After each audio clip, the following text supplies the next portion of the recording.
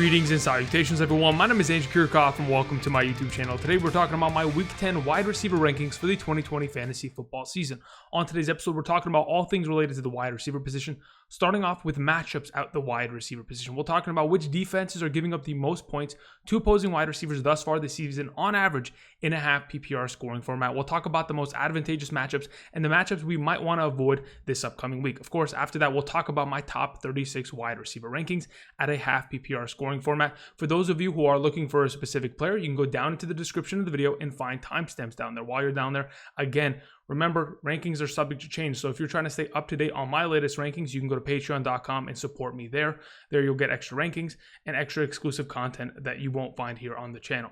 Outside of that, make sure you click the like button and subscribe to the channel if you have not yet already. Again, we are on our way to 34,000. I think we just passed 33.6. Again, we are very close. So for those of you who have not yet already, subscribe to the channel. We are making fantasy football content here on the daily for the entirety of the season. So again, I really do appreciate your guys' support. It really does go a long way in helping my efforts and continue this entire train through the entirety of the season. So thank you very much. Okay, so now that we've covered that, the only other thing is my Discord link down in the description of the video. For those of you who have a Discord or never heard of Discord, check it out. It's a community hub in which we're just talking all things fantasy football there. So for those of you interested, click on the link and follow that and join the Discord server. Should be fun. Okay, so let's start talking about wide receivers and specifically matchups at the wide receiver position going into Week 10 of the 2020 fantasy football season. As you can see on screen, the Seattle Seahawks, of course, are still giving up the most points to opposing wide receivers thus far this season, and they're giving up the most receiving yards by a long shot. 279.5 yards per game allowed to opposing wide receivers by the Seattle Seahawks secondary and defense. It is unbelievable, and to be honest, I think Robert Woods, Cooper Kupp, they are in line for a pretty good week on hand going into Week 10. Of course, they're coming off the bye, so they have an extra week to get healthy and prepare. That should be exciting for them, of course. And it also has to do with the fact that, Russell Wilson's playing so well that the other team has to throw the ball for a majority of the game, and their defense isn't really getting a break. They have to always come out and stop an opposing offense that is trying to score every time they're down the field, especially passing. But either way, we move on. The Minnesota Vikings, of course, giving up a lot of points. Their cornerbacks have not been healthy this season. I mean, just this last week, they had 3 of their starting corners out. Of course, Matthew Stafford was not able to fully take advantage of it because he got injured middle of the game. But both Matthew Stafford and Chase Daniel were able to throw a passing touchdown against that defense, continuing the streak as the Minnesota Vikings have given up the most receiving touchdowns to opposing wide receivers. The Atlanta Falcons, unfortunately, will not be able to take advantage of this week because they are on bye week.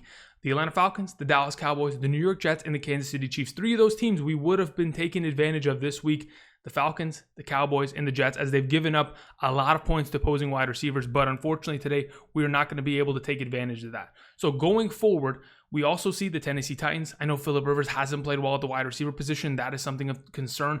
Again, I don't know if he'll be able to take advantage of it with the wide receivers that they have on roster. As it currently stands, T.Y. Hilton is still dealing with an injury. Marcus Johnson, Zach Pascal, and Michael Pittman Jr., the rookie, they really haven't stepped up to the next level. So again, nothing there I'm too excited about. The Cleveland Browns matchup, of course, I'm excited about that because of Deshaun Watson's potential with Will Fuller and Brandin Cooks playing as consistently as they have in the last 4 weeks of the season, of course, as a tandem. The Houston Texans on the other side of the matchup, of course, Jarvis Landry, Rashard Higgins, they could definitely take advantage of it. But who's going to be playing quarterback? Is it going to be Case Keenum instead of Baker Mayfield? We'll just have to wait and see based on the tests that come out as the week progresses. The Denver Broncos giving up a lot of points. That's good for Derek Carr and that receiving core, but not too many wide receivers that are taking advantage. I know there's Hunter Renfrow every now and then, Nelson Aguilar every now and then, mainly Darren Waller. But again, a little bit of a circle of just, I don't know who's going to pretty much score this week. Let's just hope we get the right one. As we continue, the Pittsburgh Steelers, of course, they give up a lot of points. The New York Giants, 10th most. The Dolphins giving up the 12th most. Even though they locked down DeAndre Hopkins this past week, they really couldn't stop Christian Kirk on the opposite side of the field. So now that we've gotten a little bit of a perspective as to how many points these defenses are giving up to opposing wide receivers, I want to talk about some of the tougher matchups going into this upcoming week. Of course, the Washington football team, the Los Angeles Rams, the Chicago Bears, Kansas City Chiefs, Baltimore Ravens. These are the teams that are locking down opposing wide receivers. Now, that being said, they're still giving up on average upwards of 20 points. So there is always going to be a possibility that one of the wide receivers against these teams have the ability to come in and produce well. Now, the question is going to be, where do you potentially, Andrew, avoid a wide receiver at all costs? It used to be, hey, is he going to be matched up against Stefon Gilmore? At this moment in time, Stefon Gilmore has been hurt every single week. That's not going to really hurt Marquise Brown this upcoming week. Maybe we want to avoid Jalen Ramsey. DK Metcalf has proven that he could play against any sort of coverage and dominate. So there really isn't a cornerback matchup in my eyes, unless there's something that I have just overlooked that is so detrimental to a wide receiver's potential that I'm going to avoid it. So at this point, I'm pretty comfortable playing just about anybody, even, a Marvin Jones against the Washington football team or DK against the Los Angeles Rams. These are things that, in my opinion, I'm perfectly fine with. I know the Chicago Bears have been pretty good in terms of stopping wide receivers, but AJ Brown by himself carried the Tennessee Titans offense throughout that game and definitely proved that it's still possible for them to get scored on. So just kind of giving you some perspective. Hopefully you guys enjoyed these kind of stats and this insight. We'll go ahead and move on and we'll start talking about my top 36 wide receiver rankings. My number one for this upcoming week is Davante Adams. And to be honest, Davante Adams has done things already this season that is just unbelievable to believe in terms of fantasy. I've looked at over 10 plus years of fantasy data just this offseason that kind of give me a little bit of a perspective as to how this season's going to go. And nothing could have anticipated the kind of production that Davante Adams has seen this year. In the 5 full games that he's played, I'm obviously not including the game against Detroit in week 2 because he left the game with an injury. But in the other 5 full games that he's played, all 4 quarters for the Packers this season, he's averaged 27.38 points in a half PPR scoring format. Davante Adams is unbelievable. He's coming off of back-to-back weeks in which he's getting himself touchdowns guaranteed, over hundreds of yards, and he's catching the ball over 10 times on a consistent basis. He's unstoppable at this point. Playing against Jacksonville, giving up the 13th most points to opposing wide receivers is just another walk in the park for him. Sure, but the potential of Allen Lazard coming back could take some value from him, but in my opinion, that just only helps him get more and more ability and pull some pressure on the other side of the field to Lazard, and then we have ourselves Davante Adams just cooking up defenders. Either way, Davante Adams, my number one.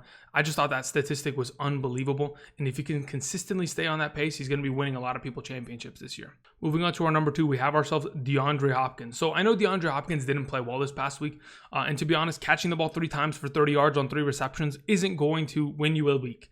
Unfortunately, it was a matter of the matchup and the coverage. Xavier Howard, the number 1 cornerback of the Miami Dolphins, was all over DeAndre Hopkins. Not in a way that he was stopping DeAndre Hopkins at every single opportunity, because again, DeAndre Hopkins caught all 3 of his targets. It was a matter of anytime the ball was going in his direction and DeAndre Hopkins was going to make a big play, Xavier Howard was called for defensive pass interference because he was holding or he was trying to prevent a huge play from occurring and scoring on top of him. So again, he was caught for many penalties, and perhaps some of those penalties saved the team some points at the end. But for us in fantasy, it definitely was detrimental. Now, that being said, this upcoming week, DeAndre Hopkins takes on Tre'Davious White. He is a great cornerback. I think what DK Metcalf was able to accomplish against him last week shows that, yes, great number 1 wide receivers should be able to still take advantage of the matchup. And I think DeAndre Hopkins is definitely capable of doing so. So, again, I'm not too worried about the performance. Sure, there's ebbs and flows with the wide receiver position. There's a lot of volatility, but I still think that as long as the targets are going to continue to go in DeAndre Hopkins' direction, he should be able to produce. We have DK Metcalf as my number 3. We just mentioned him, talking about his performance last week against Tre'Davious White and the Buffalo Bills defense. 9 targets, leading to 7 receptions, 108 yards, and a touchdown. 20.3 fantasy points. This is another week that, he just puts another feather in his cap. DK Metcalf is slowly becoming one of the best wide receivers in the National Football League. He is tied for 2nd amongst all wide receivers in receiving touchdowns, tied with Davante Adams. As of right now, can we really say much? At this point, he's matchup proof. He's gone up against Stefon Gilmore and Tre'Davious White, 2 of the best cornerbacks in the National Football League, and he has put up incredible numbers against both of them. In my opinion, there's not really anything that can slow him down. Of course, this week he has a very, talented matchup against him. He's got a big cornerback with the exact same kind of speed in Jalen Ramsey. They're going to put an effort forward to stopping DK at all costs. But again, I think DK's played so well this season, and he's proven that it doesn't really matter who's playing across from him. He's always going to produce. DK Metcalf's my number 3. Moving on to my number 4. Speaking of a guy that has just been playing out of his mind, Keenan Allen has been insane. With Justin Herbert under center, he's averaging 12.6 targets per game, 9.33 receptions per game, 97.5 receiving yards per game and 0.67 touchdowns per game, which is on average this season 17 fantasy points per game and a half PPR scoring format. He's coming off of a performance in which he had 11 targets, 9 catches for 103 receiving yards and a touchdown. Keenan Allen is consistently scoring, and this upcoming week, I mean, again, they play against the Miami Dolphins. They've got a good defense. We just talked about Xavier Howard a couple moments ago when we talked about DeAndre Hopkins and locking down DeAndre Hopkins via penalties, of course. But I think Keenan Allen is such a great, wide receiver as of this moment in time. The fact that he's getting as much opportunity of 10 plus targets makes me believe that, sure, there's a possibility that the coverage may impede him at certain times, but he is consistently getting the opportunity. With Mike Williams pulling coverage on the opposite side of the field, it is definitely going to cause havoc. It'll allow Keenan Allen to find himself in zones and in specific scenarios in which he's going to be open, and they're going to design plays to get him in those, advantageous positions. So again, as long as this offense continues to feed him the ball, as long as Justin Herbert continues to prove that he is his number one target, then, I can't complain about it. I'm throwing him out there. He's a great play. We have Michael Thomas as our number 5 this week. A couple stats that I wanted to read for Michael Thomas. I know this past week's performance was a little bit underwhelming for many of us who were excited about starting him. He only had 6 targets, 5 catches for 51 yards, 7.6 fantasy points in a half PPR scoring format. But the scenario that we are pretty much walking into this upcoming week against the San Francisco 49ers is as good as it could possibly get. Just talking about the number 1 wide receivers that have gone against the San Francisco 49ers in the past 2 weeks, Davante Adams and DK Metcalf. Both of these guys have been absolutely incredible. Davante Adams, of course, putting up 28.3 points. DK Metcalf the week before that, 34.1 points against that defense. Both of these guys, both Adams and Metcalf in the past 2 weeks have had over 160 receiving yards, over 10 receptions, and a receiving touchdown to put up incredible games. Now, the question remains, what is Michael Thomas capable of? The last time Michael Thomas played against the 49ers, last season, 2019, had over 10 catches, had over 100 receiving yards, had a receiving touchdown. I think Michael Thomas is in line for a pretty beautiful week, to say the very least. I think there's obviously the potential and the upside there for Michael Thomas. There is a possibility that they blow out that 49ers team and he gets a little utilization in the second half like he did against Tampa Bay Buccaneers. But I think they're going to get him involved. They want to get him in the right, direction going forward, get him some momentum. I think they'll feed him the ball. He's got a lot of upside this upcoming week. A.J. Brown is my number 6 wide receiver for this upcoming week. I think A.J. Brown has been one of the most surprising breakouts this season. Like, when he finished the 2019 season, of course, he was scoring touchdowns every single game. But the fact that he picked back up after his thigh injury, in which he had a bone bruise earlier this season, as soon as he came back, he's pretty much picked up where he's left off. He's scoring a touchdown in literally every single game, and he's been unstoppable. Playing against the Chicago Bears last week, I thought, you know what?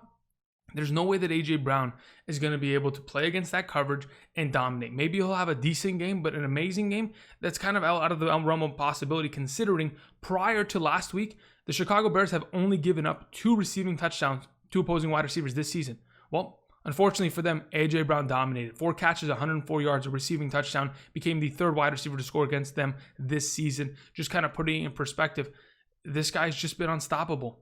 And regardless of whether the fact that he plays against the Indianapolis Colts this week, I'm still firing him up because I am not leaving him on my bench. He's got so much upside, so much capabilities. And with the quarterback play of Ryan Tannehill, even though it slowed down last week, I think they'll be able to dominate this week against that coverage that, again, has given up some yardage this year. Just looking at some of the stats. In the last couple games, Allen Robinson went for 101 and a touchdown. Jarvis Landry went for 88. T. Higgins went for 125, while A.J. Green went for 96. Marvin Hall went for 113 yards against them. So they have definitely been giving up yards as of the last couple weeks. It's just a matter of perspective. Of course, they're stopping the run, but if you can throw on them, maybe you can find a weakness. I think A.J. Brown will be great. Terry McLaurin, number 7, our thumbnail for today's video, is in a very advantageous matchup. You take on the Detroit Lions secondary, which in my opinion has been giving up a lot of points. A lot of people look at Terry McLaurin and don't really equate him with top tier talent, but he truly is. As of right now, he's the number 11 wide receiver in fantasy, and he has been unbelievable considering the fact that he's had 3 different starting quarterbacks, starting with Dwayne Haskins, then going to, of course, Kyle Allen, and then now Alex Smith.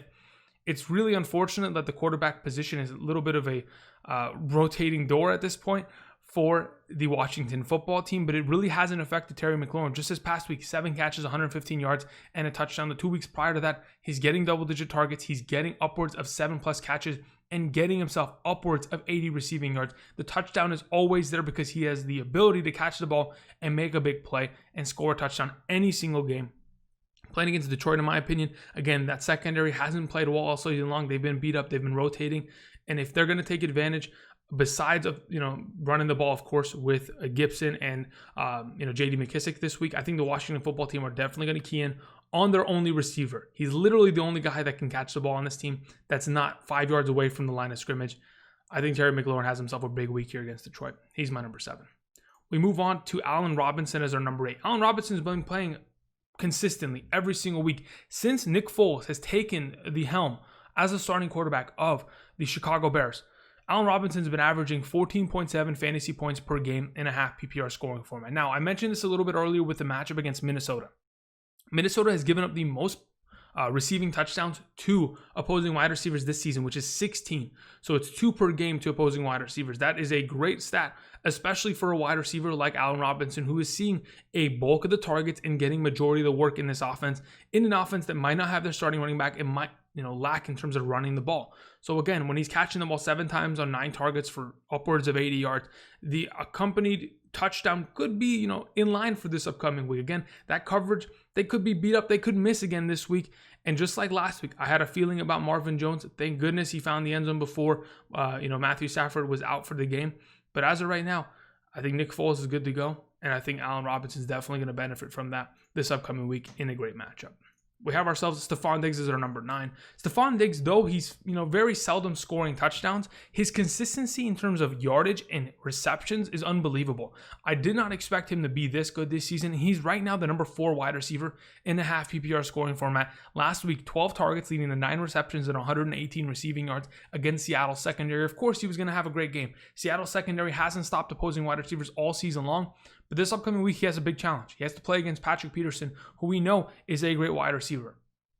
On the other side of the field, of course, you'll have John Brown trying to work up on Drake Kirkpatrick, assuming he's healthy. But I think this is going to be a tough one for Stefon Diggs. Perhaps he could prove me wrong, but I went back and I looked at his matchups against Patrick Peterson in the past. Patrick Peterson has had his number for over the last couple of years, so it's going to be a huge test as to how this team wants to scheme Stefon Diggs in this matchup and how they're going to utilize him to get him more and more opportunities as the game progresses. Of course, when Josh Allen's on fire, he is on a different level, and no matter what is in front of him, he is going to succeed.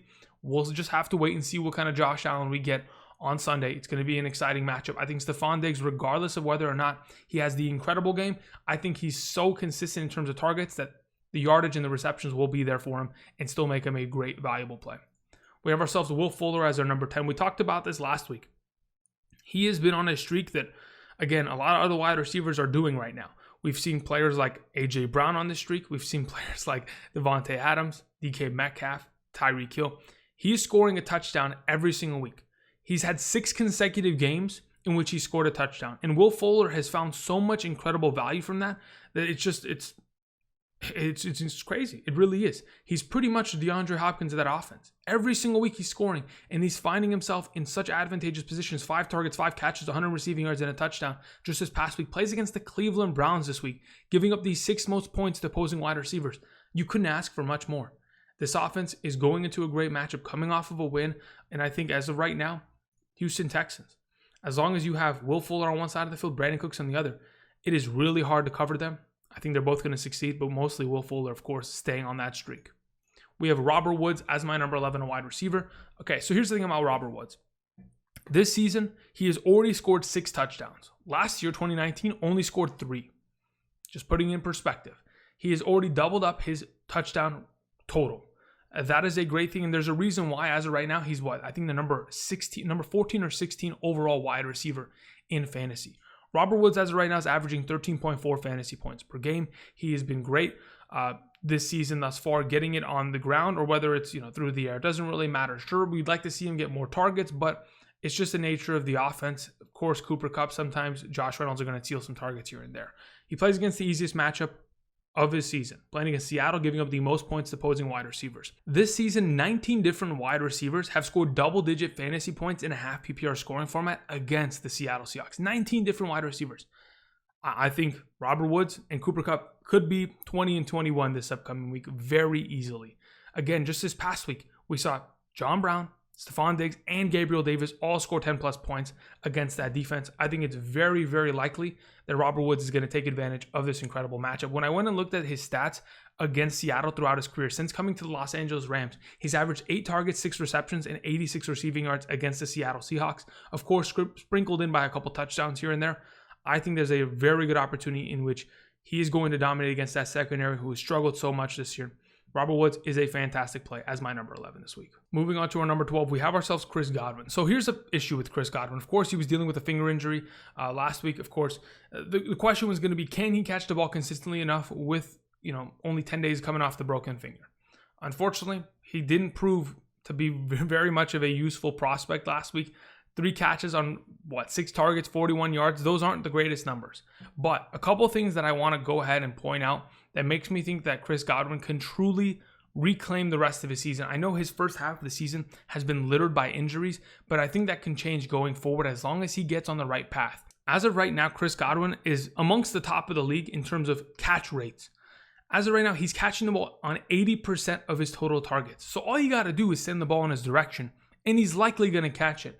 Brady has been known for feeding the slot receivers of his offense as soon as they get more utilization out of Antonio Brown on the outside. Of course, Mike Evans on the other side.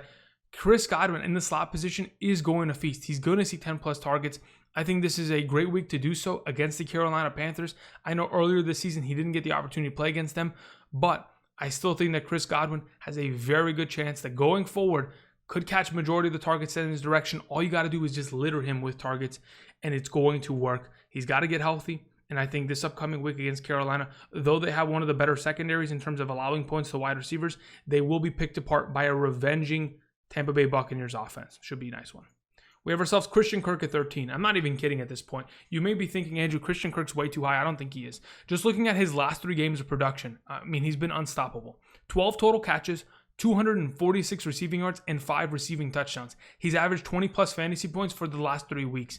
The fact that a lot of other people aren't really realizing this and thinking, wow, he's attached to one of the best quarterbacks in the league. He's attached to one of the best offenses in the league, and they're just dicing up secondaries. On top of it, when we look at the number 2 corner of the Buffalo Bills, it doesn't exist. They don't have a number 2 corner. It is a revolving door of injuries. Tre'Davious White will be on the other side of the field, preoccupied, of course, by a player like DeAndre Hopkins. On the other side, Christian Kirk is going to run free. I think the presence of course, DeAndre Hopkins has allowed Christian Kirk to get so much utilization and opportunities for touchdown in the last couple of weeks. This is what we anticipated in the offseason, and it's really coming true.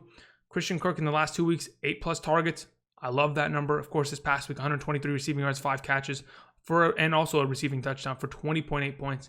He's staying on pace, and I think he should be a monster this upcoming week in the matchup. Number 14 for this week is Brandin Cooks. Now, I did talk about Will Fuller and his incredible production as of the last 6 weeks, 6 consecutive games of a touchdown. But let's not forget what Brandin Cooks has been able to do.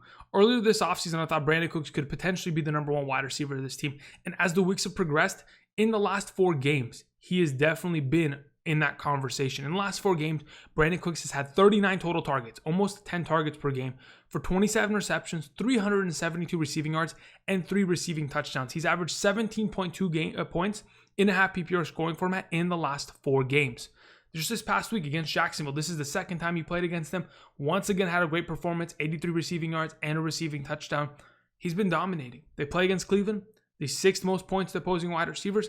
It just seems to me like that secondary is not going to be able to hang out or just keep up, much less with Will Fuller and Brandin Cooks' speed. I think both these guys have just been dominating, making each other better, and making this offense that much more viable in fantasy. I think Brandin Cooks' number 14 is just an automatic play. Number 15 is Cooper Kupp. The last time we saw Cooper Kupp was against the Miami Dolphins, of course. It was a great matchup considering the slot corner for that team hasn't been playing well.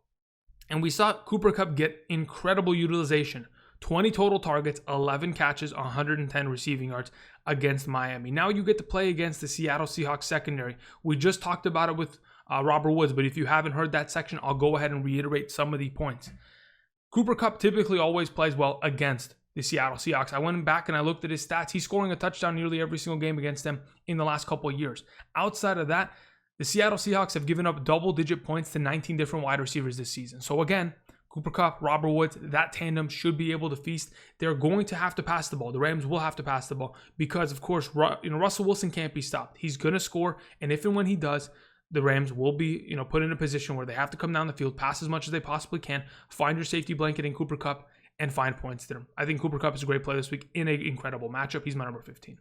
16 is Tyler Boyd. A lot of people sleep on Tyler Boyd, and a lot of people are thinking, Andrew, do I have the ability to play him against Pittsburgh and find relevant value? Well, of course you can. Just go look at what he's done in his career against Pittsburgh. Sure, it's a little bit of a different team. But as of right now, the Pittsburgh Steelers defense, in terms of their secondary, is the worst that I've ever seen it been. I mean, they've been so much better in years past in terms of stopping coverage. But this season, they're giving up the 9th most points to opposing wide receivers. And as of right now, the way that Tyler Boyd has been playing with Joe Burrow, he's averaging 14.7 fantasy points per week. And it just doesn't seem like it's going to stop. As of right now, Pittsburgh's defense, they're probably going to have to cover the outsides of T. Higgins and A.J. Green and or Auden Tate. That's going to open up a lot of possibilities for a guy like Tyler Boyd underneath to have himself, of course, his typical double-digit targets, get himself upwards of 7 to 8 catches, pile up yards, and maybe get a touchdown if, in fact, they can protect Joe Burrow. That's going to be the biggest question as of this week. They will probably not have Joe Mixon. They'll have Giovanni Bernard back. That gives them a little bit of an extra aspect to get the ball out of his hands, not get yourself in 3rd and long situations. So, again, I think there's a very good chance in which Tyler Boyd, who is amongst the best wide receivers in terms of total fantasy points this season, should be able to produce. We have ourselves Tyler Lockett at number 17. Now, here's the thing. I'm at the point with Tyler Lockett where he needs to prove me his value. Of course, Tyler Lockett against the Los Angeles Rams has been great in his career. He's done it consistently. He's scored touchdowns against them. But the question remains, where are we going to, what kind of Tyler Lockett are we going to see, truthfully, this week? Are we going to see the Tyler Lockett that gets 10 plus targets and 3 touchdowns? Or are we going to see the one that has, 7 targets and, 0 touchdowns? Like, just truth be told, it's too much volatility there. This is the part of the wide receiver position that makes it hard for people like me and you to start him. It becomes a situation in which I can't trust him at points. He's gone back-to-back weeks of giving me dud performances, and that's just not enough. As of right now, I'm willing to take the risk. But in comparison to the wide receivers I've already mentioned, of course, I prefer them. I'm willing to take the risk this week. But again, expect to be potentially burnt. I think he'll have a little bit better week because the matchup is going to potentially go in his direction if, in fact, Ramsey can lock down Metcalf. I doubt it happens. But if it can happen, the ball will go more in the direction of Tyler Lockett. I think David Moore stealing touchdown also pisses me off a little bit. But that being said, Tyler Lockett should be a great player. We have Adam Thielen, number 18. These 2 wide receivers are twins in my eyes. They are literally doing the same thing. They'll have great weeks and then show up, and put up garbage weeks for multiple consecutive games. And it's unfortunate, but I think even now with Adam Thielen in a really tough matchup, it becomes, a more of a, hey, you know what? Let's let him prove it to us. If he can, sit himself in the lineup and prove it, fine. But otherwise, he's got to sit on the bench to an extent. As of right now, he plays against the Chicago Bears, like I mentioned earlier with A.J. Green. As of right now, the Chicago Bears have given up only 3 touchdowns this season to opposing wide receivers. That's the fewest amongst all teams in the National Football League. They do not give up touchdowns, and when Adam Thielen is a touchdown-dependent wide receiver, it becomes that much harder to start him. That's why he sits at 18. We have Travis Fulgham as my number 19 wide receiver. I really do like Travis Fulgham. I am extremely excited about what he's been able to do this season. In the last 5 games that he's played, he has been averaging an insane amount of fantasy points, 16.4 per game in a half PPR scoring format. In the last 4 games specifically, he's had 41 total targets in this offense. Plays against the New York Giants, giving up the 10th most points to opposing wide receivers. It was only a couple weeks back in which the Philadelphia Eagles played against them. Again, Travis Fulgham had 11 targets, 5 catches for 73 yards in that game. Didn't get accompanied by a touchdown, but again, he's already scored 4 touchdowns this season in 5 games. I'm sure that those targets in the red zone are going to go in his direction eventually. I still think that Travis Fulgham, with Jalen Reagor coming back, with Greg Ward in the offense, even with Dallas Goedert coming back and Miles Sanders, he is still the number 1 receiving option on this team. He's built a chemistry with Carson Wentz over the past month that, in my opinion, really can't be broken. Travis Fulgham is a guy that I'm throwing out there every week as long as this Eagles offense is in great matchups and playing well. We have Jerry Jeudy as my number 20 wide receiver. Jerry Jeudy is just, my goodness, I love these wide receivers, these young guys just coming out and balling out. As of the last 2 weeks, Jerry Jeudy has had 24 total targets just this past Sunday against the Atlanta Falcons. Had himself an incredible game. Of course, a lot of garbage time, but we're not going to complain about that. We love that. 14 targets, 7 receptions, 125 yards, and a receiving touchdown, 22 points, the best game of his rookie career. Hopefully, we're going to continue on that path. Of course, getting double-digit targets every single week asks more and more of a wide receiver, and it definitely gives him more opportunity. So as long as he's getting said opportunity, it will eventually lead to his success in my eyes. I think Jerry Jeudy is a great play this week as my number 20, playing against the Las Vegas Raiders defense. So that is Jerry Jeudy. We move on to our number 21. We have DJ Chark. Now, I had a feeling about DJ Chark last week. There's a reason why I had him in my hidden gems. Even though he's owned in a lot of leagues, I had a feeling that Jake Luton, the Oregon State quarterback, who had himself a pretty good senior year over there, 28 passing touchdowns, not a lot of interceptions, could come in and be better than what Gardner Minshew was pretty much giving us on a weekly basis. And though Gardner Minshew was heavily targeting, DJ Chark at times, it wasn't enough. And my goodness, did DJ Chark benefit from the change at quarterback. DJ Chark, 12 targets, 7 receptions, 146 receiving yards, and a touchdown. On the second play from scrimmage to start the game, he had himself a 70-yard touchdown, and that made his entire week. The ability to make one play and score like that is just what DJ Chark does. This upcoming week, the Jacksonville Jaguars do take on the Green Bay Packers. And though that's one of the tougher matchups, I'm not too concerned about it because Chark is getting the ball in his direction. In the past 3 games, he's had 31 total targets. So again, if Luton's going to get him the ball 10 plus times, that is an advantageous position in which he can definitely act upon. Getting 24.1 fantasy points isn't an out of the realm of possibility for DJ Chark every single week. That's how talented of a wide receiver he is. He just needs the wide receiver or the quarterback to help him out. That's pretty much it. And maybe Luton is the answer for that. Now, Green Bay, I know they've been pretty good. Their cornerback play has been great, but just look at what happened last week. Richie James had himself a pretty good week to say the very least. I know it was a lot of garbage time, but I don't put that past the Jacksonville Jaguars. Garbage time might be their middle name after, even before or after Blake Bortles left.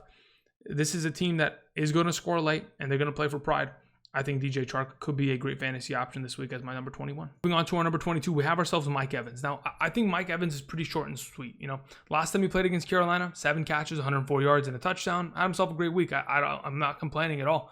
I just think that, Chris Godwin wasn't there. Antonio Brown wasn't there. Gronk wasn't a part of that offense in terms of a receiving threat. They were just running the ball and just passing to Evans. So again, this week, there's a little bit of a different kind of scenario here. There's a lot of other threats on the field. We're getting more utilization out of a guy like Leonard Fournette out of the backfield. There's more targets to be, pretty much garnered by other receiving options. That has hurt Mike Evans, especially last week. And hopefully going forward, it doesn't hurt him, but there's always a potential of it doing so. So again, we leave him at 22. He's got high upside always with touchdowns. But again, if he's not seeing as many targets, his value goes down. Diontae Johnson is 23, and speaking of getting targets, Diontae Johnson gets targets for a living. In the last 4 games that he's played fully, never left, he's gotten 48 total targets. Again, that's 12 targets per game this season in the full games that he's played. So again, Diontae Johnson's getting targets. Last week, 6 catches, 77 yards. He single-handedly got the Pittsburgh Steelers into scoring position last week to win that game. So again, if in fact Diontae Johnson's on the field, healthy, ready to go, he should be a great option. I'm not complaining about it. I know that there's a lot of mouths to feed in this Pittsburgh Steelers offense. Big Ben might not be the quarterback this week. If he's not, of course, we're downgrading every single wide receiver here. But I've seen Mason Rudolph throw the ball to Diontae Johnson and find success there. So again, we'll just throw it out there going into this upcoming weekend's matchup against Cincinnati. T. Higgins, speaking of the Cincinnati Bengals, is my number 24. I think T. Higgins has been widely underrated. In the last couple games, he's just been unstoppable. 17 total receptions for 274 yards, 1 receiving touchdown. In the last 3 games, he's averaging 6 catches and 91 receiving yards. That is an incredible number. Playing against the Pittsburgh Steelers, giving up the 9th most points to opposing wide receivers. It just seems like a matchup in which T. Higgins can definitely find himself, whether it's early or late in the game, finding himself just a couple receptions here and there, getting upwards of maybe 8 catches. I mean, legitimately, I think that's where this offense is going to have to rely upon. They really can't run the ball against Pittsburgh. I don't think Giovanni Bernard is a running back in which he can sustain that much brutal just impacts from that defensive front 7. So they're going to have to throw the ball a lot. T. Higgins will be asked to do a lot this week, and I think he'll be able to prepare and definitely deliver for this week's game. We have ourselves DeVante Parker at 25. With Preston Williams going to the injured reserve, I see this offense as a one-dimensional team. Really, they have to feed the ball to DeVante Parker. I know the matchup this week for Tua is going to be a little bit tricky playing against the Chargers. I know the Chargers have decent cornerbacks, but I still do believe that DeVante Parker is a really good wide receiver. He's top tier if, in fact, he's given the opportunity. There's a reason why he finishes a top 10 wide receiver in fantasy last season with Ryan Fitzpatrick at quarterback, because he was given ample opportunity. So, again, I think this matchup could be one where it's a higher scoring game. I mean, as of right now, the Chargers are giving up 30 points per game and they're scoring 30 points per game. So if in fact we see the Dolphins keep up and keep pace with them, we are going to see more utilization out of DeVante Parker and more potential upside from him. The touchdown is an ever elusive thing, but if he's going to get targets, last week 7 targets, 6 receptions, 64 yards, all he's got to do is accompany that with a touchdown and he makes his week. I think he's going to have a good one this week. He's my number 25. Number 26 is Juju Smith-Schuster. In the same vein as Diontae Johnson, Juju has been more and more relevant as the weeks have progressed. Of course, getting double-digit touchdowns here and there. This past week, 6 catches, 93 receiving yards, and a touchdown. This upcoming week, they play against Cincinnati. I don't think it's a tougher matchup. I don't think that Cincinnati's a team that we should shy away from. In fact, if I can start all of my Pittsburgh Steelers, receiving options, I don't mind it because, again, this team's going to throw the ball a lot, and they're all getting ample opportunity. Juju Smith, of course, found the end zone last week, first time in a while. But if, in fact, he doesn't find the end zone, he's still finding himself with great number counts in terms of receiving yards and receptions and finding his sustainable floor there with Ben Roethlisberger as the weeks have progressed. So, again, Juju Smith, not a bad option here at 26. Our next wide receiver is Mike Williams. So here's the thing about Mike Williams. We've seen him have incredible performances and we've seen him put up dud performances. As of late, he has found more and more of a consistent floor of production. In 3 out of the last 4 games, Mike Williams has at least had 5 receptions and 80 receiving yards. In a half PPR, he's getting himself over 10 points on average every single week for 3 out of the last 4 weeks. And that kind of consistency is something that I can definitely start as a wide receiver 2 or a wide receiver 3. Now, as of right now, Mike Williams plays against the Miami defense. And sure, their secondary has some weapons there that definitely could be difficult for the wide receiver position, but nothing has really stopped Justin Herbert in this offense. We've seen, of course, Mike Williams get a couple end zone targets last week, could have had the game-winning touchdown, but unfortunately slipped out of his hands. It's just a matter of if he's given the opportunity, can he deliver on it? I think he's more than capable of doing so. Eventually, he's going to accompany these 80 receiving yard games, 5 catches with a touchdown, and get those 18-point weeks, which he's done multiple times this season already. So it's only a matter of time, and I think Miami's not a bad matchup to do it against. This upcoming week, we have 28, Justin Jefferson. Justin Jefferson is kind of in a tough position because, again, they're in a tough matchup. If, in fact, Dalvin Cook gets stopped, and Kirk Cousins has to throw the ball against the Chicago Bears, it's going to be a tough thing because I haven't really seen Kirk Cousins succeed exponentially against the Chicago Bears defense in his career since getting to Minnesota. So the question is going to be, where does Justin Jefferson kind of lie in this offense if he's not getting consistent targets, if he's not able to take the top off of the defense and score on a single play? Hopefully that's the case and he can score on a singular play, but I'm diminishing his value because he has been inconsistent along with, of course, Adam Thielen, because in the last 2 weeks, the Minnesota Vikings offense has been the Dalvin Cook show. And if that's going to be the case going forward, then I cannot trust him as a consistent wide receiver because he's not putting up the amount of points I need him to, and he's not getting the ample opportunity in which it would lead to those points. So we leave him at 28.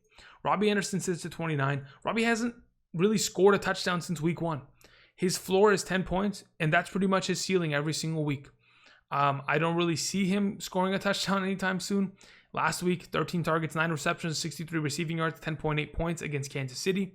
Again, against Tampa Bay, I think it's a fine matchup. He's played well against them earlier this season, had over 100 receiving yards. So, again, in a half PPR scoring format, his floor and base is like 10 to 13. And I think that might be his ceiling. Of course, if he catches, a 60-yard touchdown, we have a different conversation. But as of right now, he hasn't been able to accomplish that since week 1. And I don't really expect that to happen. So we leave him at 29 as a pretty solid wide receiver 3 play. Chase Claypool. Speaking of another guy that has solid production, solid opportunity, Chase Claypool is coming off a 13-target game in which he caught 8 passes for 69 total yards. Playing against Cincinnati, I think it's just going to be a matter of who's at quarterback. If we do not have Ben Roethlisberger there, then we cannot play Chase Claypool because he is 100% garnering targets from Ben Roethlisberger's trust. I don't know what to expect from another quarterback, but if in fact Big Ben is there and I'm expecting him to, be the starting quarterback this week and to test negatively, hopefully throughout the whole week and stay healthy, then Chase Claypool obviously has the upside of a touchdown, obviously has 13 targets coming in his direction, which is, season high this year. As long as that's going in the direction, I think he could be a great play this upcoming week as my number 30. 31 is Marquise Brown. So again, with Stephon Gilmore potentially out again, this defense got torched. Brashad Perriman scoring 2 touchdowns and getting over 100 yards against the New England Patriots. That's right. A Bill Belichick defense is getting torched by the Jets. With that being said, I think, of course, they're going to run the ball heavily against the New England defense. The Ravens, that's what they do. They run the ball professionally. And Marquise Brown may not benefit from that, but I think there's going to be a couple opportunities to get him more involved. Hopefully that'll be the case this week. I think Marquise Brown has a high upside potential play this week. My number 32 for this upcoming week is John Brown. So here's the thing about John Brown. I think he's in a great offense. As long as he's healthy and ready to go, I think this back and forth matchup between the Buffalo Bills and the Cardinals should be a higher scoring one. That'll definitely push Josh Allen to the limit. And if and when he's pushed to the limit, he's going to have to score on a consistent basis. Can he do so? I think so. And I think as long as John Brown is getting consistent targets, he'll have production. We've already seen it earlier this season. When John Brown is healthy and getting targets, he is producing a lot of fantasy points. Just this past week, 11 targets leading to 8 receptions, 99 receiving yards. There's always a possibility that he can catch a ball and score a touchdown. I mean, my goodness, he caught a ball, ran down the middle of the field, was caught at the 1-yard line. He was literally a yard away from scoring. So he could have had himself a 20-point week last week, and a lot of people might forget that. But again, he's always got the possibility with his speed to have himself a big play. Revenge game playing against his former team in the Cardinals. We have Curtis Samuel at 33. I know we talked about Robby Anderson already, but Curtis Samuel has been unbelievable. The stat that I wanted to first and foremost mention about about Curtis Samuel specifically is his catch rate this season. He is leading all receiving options this season in catch rate. He's caught the ball a league high 88.37% of the time. 43 targets, 38 catches this season. He has been their third down monster, catching majority of his passes on third downs and getting first downs with them. He's kind of turned into the safety blanket of Teddy Bridgewater this past week in a very back and forth matchup. 9 targets, 9 catches, 105 receiving yards and a touchdown. This is 3 consecutive weeks of scoring a touchdown. 3 weeks back, he scored a rushing touchdown. The week after, he had a little bit of a flea flicker, Hail Mary, in which he scored a touchdown, and he had a rushing touchdown. In the games where Christian McCaffrey's been absent, he's been getting rushing touchdowns. So again, with McCaffrey potentially out this week, Curtis Samuel has a lot of high upside and might have a safe floor as a wide receiver 3. Sterling Shepard as my number 34. I know Darius Slayton is slowly disappearing, and Sterling Shepard is kind of finding himself in more and more of a role in this offense. In the last 3 weeks, he's had 26 total targets.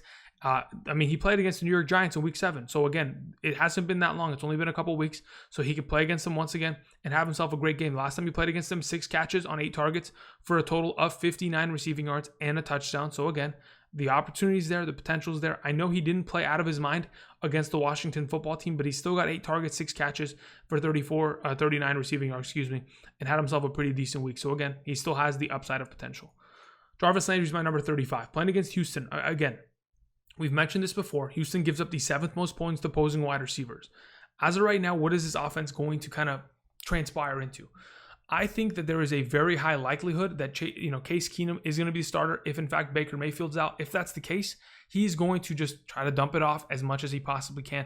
The last time that Case Keenum was the starting quarterback of a team, specifically, I want to talk about the Vikings with Kevin Stefanski, in which that offense was kind of rolling.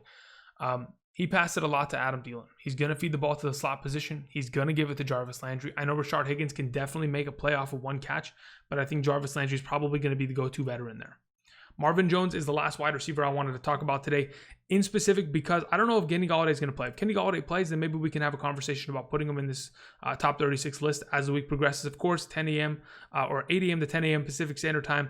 Kickoff with Kirk for those of you who are interested every Sunday morning. We'll talk about it then. But I think Marvin Jones catching 3 touchdowns in the last 2 weeks, playing against the Washington football team. I know they've got good coverage, but again, if he's going to be the number 1 receiving option on the outside and get consistent targets and opportunity there, he'll definitely be able to deliver on it. I think Marvin Jones is not a bad option. So those are my Week 10 wide receiver rankings for the 2020 fantasy football season. Again, rankings are always subject to change as the week progresses. Injuries will happen. Different scenarios are going to occur, and we're going to have to adjust accordingly. So we'll just kind of keep it here, and we'll see how it progresses until Sunday morning. Thank you, everybody, for watching. Make sure you subscribe to the channel, click the like button down below, comment down below, and click on the Discord link in the description. Thank you, everybody, and until tomorrow, we'll talk about quarterbacks, tight ends, Thursday Night Football. I'll see you guys. Peace.